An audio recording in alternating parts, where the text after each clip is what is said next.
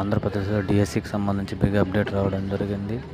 ఈరోజు మధ్యాహ్నం లోపల కాల్ లెటర్కి సంబంధించి అప్డేట్ రావడం జరుగుతుంటుంది. వాటికి సంబంధించిన సర్టిఫికేట్ల పరిశీలన ఈ నెల 28వ తేదీ నుంచి ప్రారంభం కానున్నాయి. కాల్ లెటర్కి సంబంధించిన అప్డేట్తో పాటు వారి యొక్క ఇండివిజువల్ ఫోన్లకు కూడా మెసేజ్లు రావడం జరుగుతుంది. ఎవరికైతే వ్యక్తిగతంగా మెసేజ్లు మరియు వెబ్సైట్లో అప్డేట్లు అనేటువంటివి వస్తాయో వాటికి సంబంధించి వారు సర్టిఫికేట్ల వెరిఫికేషన్కి హాజరు కావాల్సి ఉంటుంది.